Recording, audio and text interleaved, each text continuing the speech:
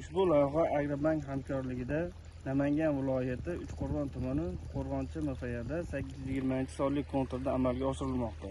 Bu yerda piyoz ekilgan. Maydon hajmi 10 gektar.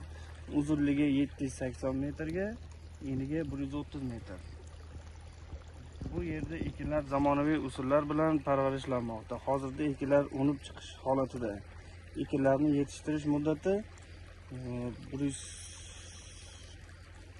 180 kun davom etadi. Yetishtirish jarayonida sug'oriladi, tabiiy va mineral o'g'itlar bilan oziqlantiriladi. Hozirda sug'orish ishlari amalga oshirilayotgani sababli texnikalar hozirgi kunda ishlatilmayapti.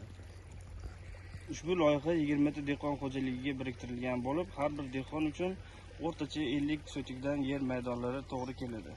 Loyiha samaradorlik amalga oshirish uchun lider tadbirkor Jobirxon Oltin tolasi fermer xo'jaligi kooperativ biriktirilgan. Ushbu loyiha bo'yicha har bir gektardan 40 tonnadan jami 400 tonna hosil olish rejalashtirilgan. Mazkur ekin yig'ishtirib olingandan so'ng ikkinchi ekinga ham yuqori daromadli ekin turi ekish orqali yer egalarining daromadlari yanada oshirib boriladi.